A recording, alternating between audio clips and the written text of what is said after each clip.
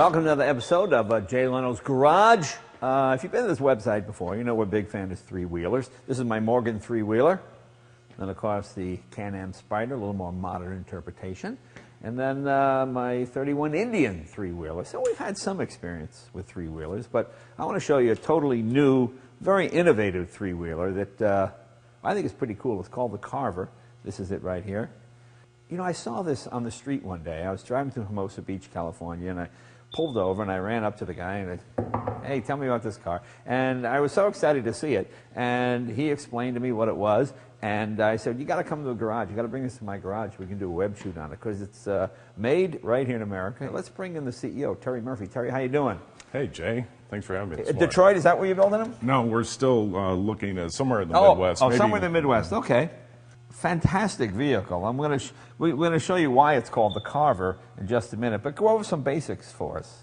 Well, Jay, when you really start looking at, you know, trying to get people in commuting, particularly here in California, 88% of the people are single passengers. Right, right. So while this looks like a car, it's actually regulated as a motorcycle because it's three wheels. 65 miles a gallon. Right. And we're looking at a hybrid version that'll do over 100. Yeah. And so it's a perfect commuter car, and it's fun. And it's two seats as well. There's a back seat, so it's kind of fighter pilot type stuff, right? Which in California I think you need to have. I don't know. And the nice thing is, since you've got essentially a roll bar here and it's enclosed, you don't need a motorcycle license. You don't need a motorcycle license. You don't need a helmet. You don't need a helmet. Yeah. And it's a beautiful drive. But the best part about all this is that it tilts. Take a look at this. This is the real selling point. So this is how you go around corners in this thing. And we'll take it out. So our website's flytheroad.com, and I'll show you why. From an engineering standpoint, when you go into a turn. Okay, this is what you want to have when you take your mother-in-law to the airport. Okay, she's just going to be screaming in the back seat all the way, thinking you're going to flip over or something. But it's perfectly safe. The cool thing is you also have rear wheel steering as well, don't you? That's right. Yeah, come on back. Take a look at this. You'll see what we're talking about here. So you can see there's a camber, just a couple degrees. Yeah. You see the wheels will turn in. It's a counter steer, so the wheels are cambered, and then you're on a counter steer like a motorcycle. So if you're at slow speed, it steers normally, and if you're at high speed, it's actually a counter steer. Well, this is the kind of thing I've been talking about. You know, as much as I like supercars, and obviously I do, there's no place you can go 200 miles an hour. There's no place you can really go 150 miles an hour without going to jail. And making vehicles that are unique and fun to drive and exciting to drive at normal road speeds, to me, that's the greatest thing of all. Now, we're going to take, I haven't driven it yet. I'm really anxious to. But look at leaning into a corner. You must feel like you're going 200 miles an hour when you're probably doing 45 or 50. Now, the engine in this one is what, a Daihatsu? Is that what it is? This one's a Daihatsu 660 turbocharged. Okay, 660 cc's turbocharged. Is that about 65 horsepower? Yeah, 65, 70 horsepower. Okay. So, but it gets up and goes. Now, is it a automatic? Is it this is a 5-speed. 5-speed. Okay, so, very cool. And what does it weigh? This is 1750, just under 1750. 1750. Okay, let's put it upright again and show people the inside. All right. There you go.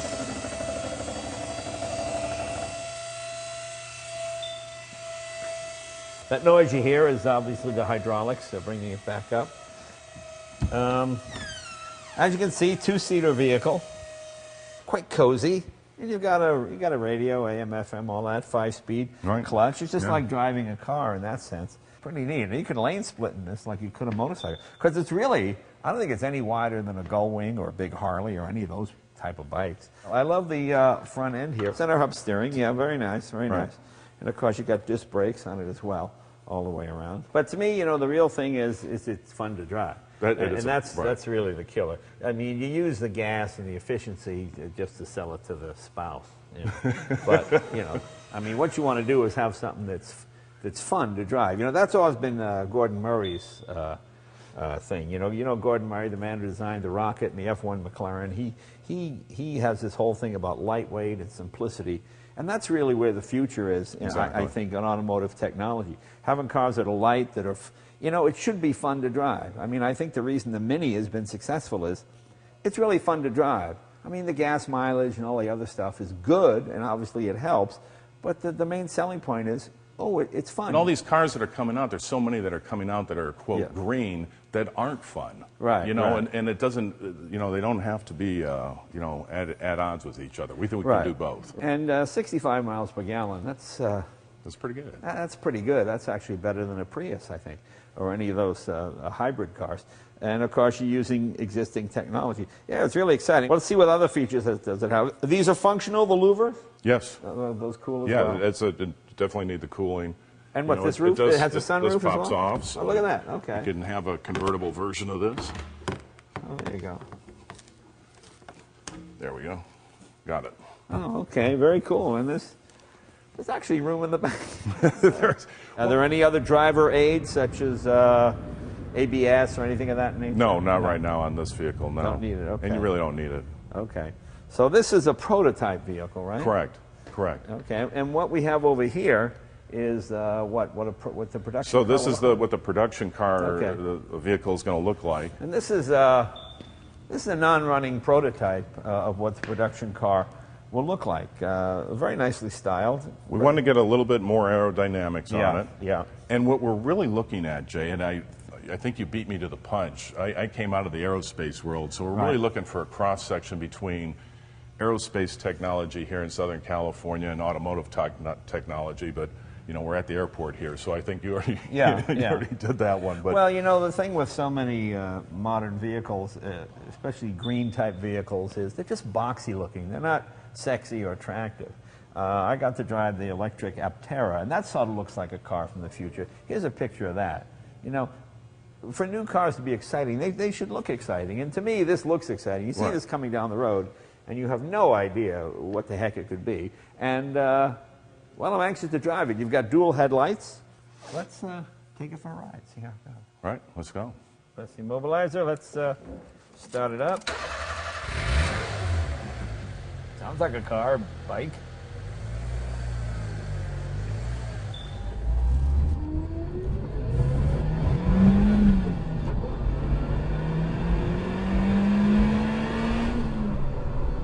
It's a weird sensation.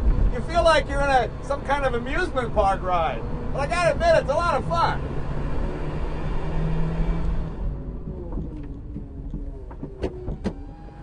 If you like tobogganing, it's fantastic. This thing is great. It's a motorcycle with a heater, but this is what new cars should be about. New experiences. This is a whole different experience. I mean, it's really a lot of fun when you feel it tip and lean, and it's not scary at all.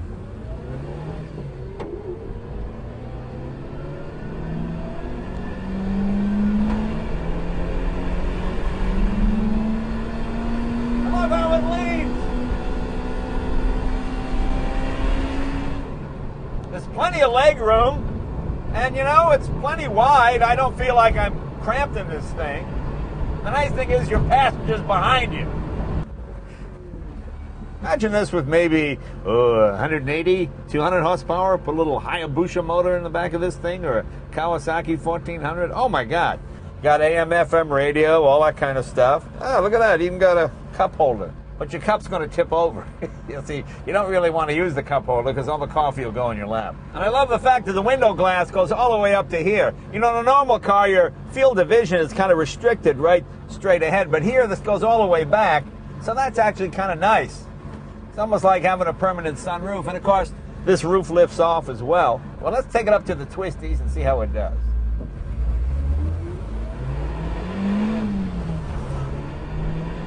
Going into a turn. Ah!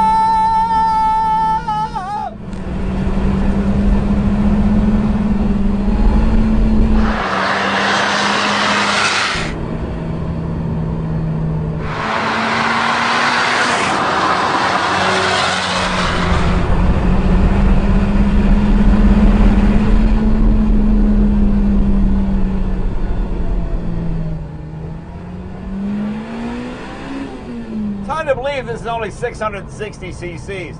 I mean, that's about the same as my Fiat Topolino, and that can barely hit 50 miles an hour. You know, this cruises down the road at 70 in fifth gear, and it's quite quiet in here. You can hear the radio. You know, this is probably the best commuter car I think I've ever seen. As I said, what this needs about 200 horsepower, and oh my God, just be a killer. I must say this really impresses me. This is so much cooler than a lot of the electric. You know, a lot of the electric vehicles, okay, you know, you're kind of polite. But 65 miles per gallon, I can live with that. If they give me another 150 horse and drop it to 50 miles per gallon, then you got a deal. Even on the freeway, you can feel that slight lean. Just brilliant engineering, I think. Because this is a vehicle not so much about the power plant as about the handling and the road feel. And that's what really makes it terrific. Just can't stop smiling driving this thing.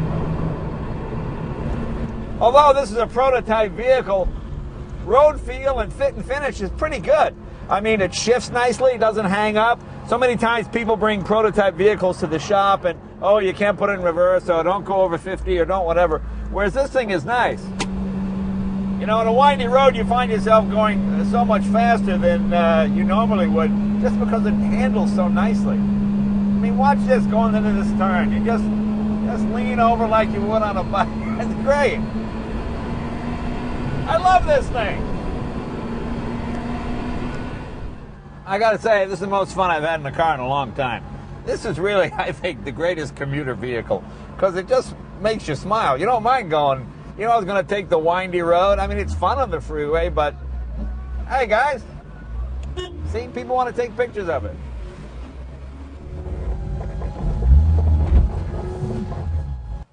Well, what a great car or a motorcycle or whatever you want to call it. But it's really fantastic. Boy, it's really great.